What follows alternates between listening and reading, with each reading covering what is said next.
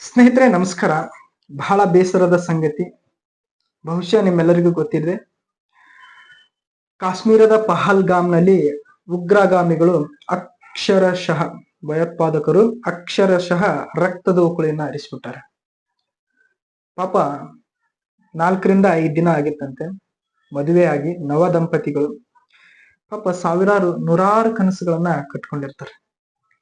ಅವರ ಕನಸುಗಳನ್ನ ಈ ಭಯೋತ್ಪಾದಕರು ನುಚ್ಚು ನೂರು ಮಾಡಿಬಿಟ್ಟಾರೆ. ಆ ಪತ್ನಿಯ ವಿರುದ್ಧ ಆಕೆಯ ಗಂಡನನ್ನ ಕೊಲೆ ಮಾಡಿದ ದೃಶ್ಯನ ನೋಡ್ಬಿಟ್ರೆ, ಬಹುಶಃ ನೀವೆಲ್ಲರೂ ನೋಡೇ ಇರ್ತೀರಿ. ಆ ದೃಶ್ಯಗಳನ್ನ ನೋಡ್ಬಿಟ್ರೆ ಎಂತವರಿಗೂ ಕೂಡ ಕಣ್ಣಲ್ಲಿ ಆ ಕರುಳು ಕಿತ್ಕೊಂಡು ಕಣ್ಣಲ್ಲಿ ನೀರು ಬರುತ್ತೆ. ಈ ಒಂದು ಘಟನೆಗಳನ್ನ ವಿಡಿಯೋಗಳನ್ನ ನೋಡ್ಬೇಕು, ನೀವು ನೋಡಿರಬಹುದು ಬಹುಶಃ ನೀವು. ಈ ಘಟನೆಯ ಒಂದು ಹೊಣೆಯನ್ನ ಯಾವ್ದಪ್ಪ ಅಂದ್ರೆ ಅದು ಪಾಕಿಸ್ತಾನದ ರೆಸಿಸ್ಟೆನ್ಸ್ ಫ್ರಂಟ್ ಎಂಬ ಉಗ್ರ ಸಂಘಟನೆ ಹೊತ್ಕೊಂಡಿದೆ ಅಂತ. ವಾಹ್, ದೊಡ್ಡ ಸಾಧನೆ ಮಾಡ್ಬಿಟ್ರ. ಏನೋ ಒಂದು ನಾವೇ ಈ ಒಂದು ಘಟನೆ ಮಾಡಿದ್ದು, ನಾವೇ ಈ ಘಟನೆಗೆ ಕಾರಣ ಅಂತೇಳಿ ಒಪ್ಕೊಂಡ್ಬಿಟ್ಟಾರಂತೆ ಪಾಕಿಸ್ತಾನದ ಉಗ್ರಗಾಮಿಗಳು. ಇನ್ನೊಂದು ಹೇಯ ಕೃತ್ಯ ಹೆಂಗಪ್ಪ ಅಂದ್ರೆ, ಧರ್ಮದ ಆಧಾರದ ಮೇಲೆ ಅಲ್ಲಿ ಕೊಲೆಗಳನ್ನ ಮಾಡಿದ್ದಾರೆ ಭಯೋತ್ಪಾದಕರು. ಧರ್ಮದ ಆಧಾರದ ಮೇಲೆ ಕೊಲೆಗಳನ್ನು ಮಾಡಿದ್ರು. ಅದು ಎಂತ ಹೇಯ ಕೃತ್ಯ ಅಂದ್ರೆ ಬಹಳ ನೀಚ ಕೃತ್ಯ ಅದು. ಆ ಬಟ್ಟೆಯನ್ನ ಬಿಚ್ಚಿಸಿ ಯಾವ ಧರ್ಮದವರು ಅಂತೇಳಿ ಚೆಕ್ ಮಾಡಿ ಅಂತವ್ರನ್ನ ಕೊಲೆ ಮಾಡಿದಾರಪ್ಪ ಅಂತ ಹೇಳಿದ್ರೆ, ನಿಜವಾಗ್ಲೂ ಅವರಿಗೆ ಧರ್ಮದ ಅಮಲಿನಲ್ಲಿ ಮನುಷ್ಯತ್ವನ ಮರೆತ ರಾಕ್ಷಸರವರು. ಧರ್ಮದ ಅಮಲಿನಲ್ಲಿ ಮನುಷ್ಯತ್ವವನ್ನ ಮರೆತ ರಾಕ್ಷಸರವರು. ಈ ಒಂದು ಘಟನೆಯನ್ನ ನೆನೆಸ್ಕೊಂಡ್ ಬಿಟ್ರೆ, ಅವಾಗ್ಲೇ ಪೂರ್ಣಚಂದ್ರ ತೇಜಸ್ವಿ ಅವರು ಹೇಳಿದ್ರು, ಕೊಂದು ಉಳಿಸಿಕೊಳ್ಳಬೇಕಾದಂತಹ ಧರ್ಮ ಈ ಪ್ರಪಂಚದಲ್ಲಿ ಯಾವ್ದಾದ್ರೂ ಇದೆಯಾ ಅಂತ ಕೇಳಿದ್ರು. ಅವ್ರು ಇನ್ನೊಂದು ಮಾತನ್ನ ಹೇಳ್ತಾರೆ, 21ನೇ ಶತಮಾನದ ಪೂರ್ವಾರ್ಧವನ್ನ ಧಾರ್ಮಿಕ ಮೂಲಭೂತವಾದ ಅದರಿಂದ ಉದ್ಭವಿಸುವ ಭಯೋತ್ಪಾದನೆ ಚಟುವಟಿಕೆಗಳು, ಮತಾಂತರಗಳು, ಪರ ವಿರುದ್ಧ ಹೊಡೆದಾಟಗಳು ಮಾನವೀಯತೆಗೆ ನೆಮ್ಮದಿಯನ್ನ ಕೊಡುವುದಿಲ್ಲ ಅಂತ ಅವಾಗ್ಲೇ ಹೇಳಿದ್ರು ಪೂರ್ಣಚಂದ್ರ ತೇಜಸ್ವಿ ಅವರು. ಅವರ ಮಾತು ಈಗ ಅಕ್ಷರಶಃ ನಿಜ ಆಗಿದೆ.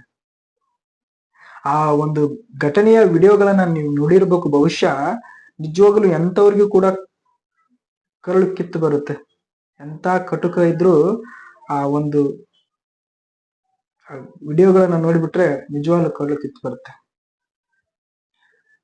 ನಂಗನ್ಸುತ್ತೆ, ಈ ಒಂದು 3-4 ದಿನಗಳ ಹಿಂದೆ ಪಾಕಿಸ್ತಾನದ ಭೂಸೇನಾ ಒಬ್ಬ ಮುಖ್ಯಸ್ಥ ಒಂದು ಹೇಳಿಕೆಯನ್ನ ಕೊಡ್ತಾರೆ. ಕಾಶ್ಮೀರದಲ್ಲಿ ನಡೆತಕ್ಕಂತಹ ಭಯೋತ್ಪಾದನೆಗಳು ಸ್ವತಂತ್ರ ಹೋರಾಟದ ಕುರುಹುಗಳು ಅಂತ ಹೇಳಿ ಕೊಡ್ತಾರೆ. ಅದಕ್ಕೆ ಪೂರಕವಾಗಿ ಈ ಘಟನೆ ನಡೆಯಿರುವುದು ಎಕ್ಸಾಕ್ಟ್ಲಿ ಪ್ರೀ ಪ್ಲಾನ್ಡ್ ಘಟನೆ ಅಂತ ಹೇಳ್ಬೋದು. ಪ್ರೀ ಪ್ಲಾನ್ ಆಗಿ ಈ ಒಂದು ಘಟನೆಯನ್ನ ಮಾಡಿದ್ದಾರೆ ಇವರು, ಪ್ರೀ ಪ್ಲಾನ್ಡ್ ಆಗಿ. ಇನ್ನೊಂದು, ಅಮೆರಿಕದ ಉಪಾಧ್ಯಕ್ಷರು ಭಾರತಕ್ಕೆ ಭೇಟಿ ನೀಡಿದ್ದಾರೆ. ಇಂತಹ ಒಂದು ಸಂದರ್ಭದಲ್ಲಿ ಮೀಡಿಯಾದ ಅಟೆನ್ಷನ್ ಎಲ್ಲ, ಪ್ರಪಂಚದ ಮೀಡಿಯಾದ ಅಟೆನ್ಷನ್ ಎಲ್ಲ ಭಾರತದ ಮೇಲೆ ಇರುತ್ತೆ. ಈ ಒಂದು ಸಂದರ್ಭವನ್ನ ಉಪಯೋಗಿಸಿಕೊಂಡು ಆ ಉಗ್ರರು ದಾಳಿ ಮಾಡಿದ್ದಾರೆ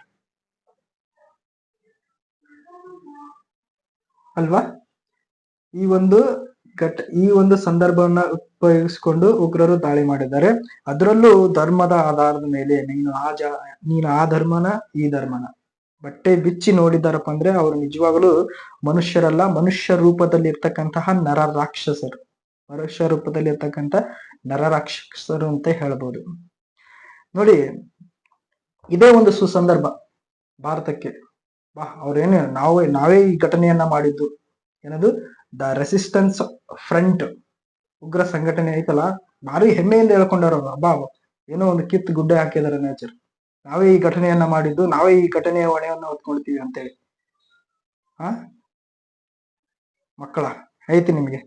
ನಿಜವಾಗ್ಲು ಈ ಒಂದು ನೆಪವನ್ನ ಇಟ್ಕೊಂಡು ನಿಜವಾಗ್ಲು ಈಗ ಸರ್ಕಾರ ಏನ್ ಮಾಡ್ಬೇಕಪ್ಪ ಅಂದ್ರೆ, ಈ POK ಏನಿದೆಯಲ್ಲ, POK ಅಂದ್ರೆ ನಮ್ದೇ, ಅದು ನಮ್ಮ ನೆಲದಲ್ಲೇ ಈ ಒಂದು ಉಗ್ರ ಸಂಘಟನೆಯನ್ನ ಕಟ್ಕೊಂಡು ನಮ್ಮ ನೆಲದ ಅನ್ನವನ್ನ ಉಂಡ್ಕೊಂಡು ನಮ್ಮ ಜನರ ಮೇಲೆ ಈ ರೀತಿಯಾದಂತಹ ಕೃತ್ಯಗಳನ್ನ ಮಾಡ್ತಾ ಇದ್ದಾರಪ್ಪ ಅಂದ್ರೆ, ಇದು ಒಂದು ನೆವ ನಿಜವಾಗ್ಲು ಈಗ ಸರ್ಕಾರಕ್ಕೆ ಇರ್ತಕ್ಕಂತ ಒಳ್ಳೆ ಒಂದು ಅಪಾರ್ಚುನಿಟಿ ಆ ಒಂದು POK ಅನ್ನ ವಶಪಡಿಸಿಕೊಳ್ಳೋದು. POK ಅನ್ನ ವಶಪಡಿಸಿಕೊಳ್ಳೇಬೇಕು. ಇದೆಲ್ಲ ಆಗುತ್ತೆ, ಹಾಗೆ ಮಾಡೇ ಮಾಡ್ತಾರೆ ಮೋದಿಯವರು ಮತ್ತು ಅವರ ಒಂದು ಟೀಮ್ ಏನಿದೆಯಲ್ಲ, ನಿಜವಾಗ್ಲೂ ಮಾಡೇ ಮಾಡ್ತಾರೆ. ನಮ್ಮ ಭಾರತದ ಆರ್ಮಿ ಮೇಲೆ ನಮಗೆ ಸಂಪೂರ್ಣವಾದಂತಹ ನಂಬಿಕೆ ಇದೆ. ಸೊ ಏನಪ್ಪಾ ಅಂತ ಹೇಳಿದ್ರೆ, ನಿಜವಾಗ್ಲೂ ಅವ್ರನ್ನ ಹೋಗಿ ಅವ್ರಿದ್ದಲ್ಲೇ ಹೋಗಿ ಆ POK ಅನ್ನ ವಶಪಡಿಸಿಕೊಳ್ಬೇಕು. ಇಂತಹ ನರರಾಕ್ಷಸರನ್ನ ನಮ್ಮ ಒಂದು ಏನಂತ ಬೇಲಿ ಕುಂತು ಒಳ ಮೇಯ್ತಿ ಅನ್ನಂಗೆ ನಾವು ಏನಂತಪ್ಪ ಅಂದ್ರೆ, ನಾವು ಭಾರತದಲ್ಲಿ ಏನು ಮಗ್ಗಲಲ್ಲಿ ಮುಳ್ಳನ್ನ ಇಟ್ಕೊಂಡಿದೀವಿ, ಪಾಕಿಸ್ತಾನ ಅನ್ನೋದು ಮಗ್ಗಲಲ್ಲಿ ಮುಳ್ಳನ್ನ ಇಟ್ಕೊಂಡಿದ್ದ ಹಾಗೆ. ಹಾಗಾಗಿ ಏನ್ ಮಾಡಕಪ್ಪ ಅಂದ್ರೆ, ಈ ಪಾಕಿಸ್ತಾನ ವಶಪಡಿಸಿಕೊಂಡಿದೆಯಲ್ಲ POK, ಆ POK ನಮ್ದೇ, ಅದು ಯಾರ್ದು ಅಲ್ಲ, ನಮ್ದೇ ಅಲ್ಲ, ನಮ್ದೇ ಅದು. ಪಾಕಿಸ್ತಾನ ಅದು ನಮ್ದಂತ ಹೇಳ್ಕೊಳ್ತಾ ಇದೆ. ಆ ಒಂದು ನಮ್ದೇ ಇದ್ಕೊಂಡು ನಮ್ಮವರನ್ನ ಟಾರ್ಗೆಟ್ ಮಾಡಿ ಧರ್ಮದ ಆಧಾರದ ಮೇಲೆ ಧರ್ಮದ ಒಂದು ವಿಷಯವನ್ನ ತುಂಬಿಕೊಂಡು ಭಯೋತ್ಪಾದನೆಯನ್ನ ಮಾಡ್ತಾ ಇದ್ದಾರಪ್ಪ ಅಂತ ಹೇಳಿದ್ರೆ, ನಮ್ಮವರ ಮೇಲೆ ಅಟ್ಯಾಕ್ ಮಾಡ್ತಾ ಇದ್ದಾರಪ್ಪ ಅಂತ ಹೇಳಿದ್ರೆ, ಈಗ ಸುಸಂದರ್ಭ ಅದೇ. ಈಗ POK ಯನ್ನ ವಶಪಡಿಸಿಕೊಳ್ಳೋದಕ್ಕೆ ಸುಸಂದರ್ಭ. ದಯವಿಟ್ಟು ಈ ಕಾರ್ಯವನ್ನ ಮೋದಿಯವರು ಮಾಡೇ ಮಾಡ್ತಾರೆ. ಈ ಒಂದು ಕಾರ್ಯ ಸಾಧ್ಯ ಆಗೇ ಆಗುತ್ತೆ. ಅದರಲ್ಲಿ ಭಯೋತ್ಪಾದಕರ ಒಂದು ಕೃತ್ಯದಿಂದ ಗಾಯಗೊಂಡವರು ಮತ್ತು ಅವರ ಒಂದು ಕೃತ್ಯದಿಂದ ಮರಣವನ್ನ ಅಪ್ಪಿದವರಿಗೆ ಶಾಂತಿ ಸಿಗಲಿ ಅಂತ ಕೋರ್ತಾ ಈ ಒಂದು ವಿಡಿಯೋನ ಮುಗಿಸ್ತೀನಿ. ನಮಸ್ಕಾರ.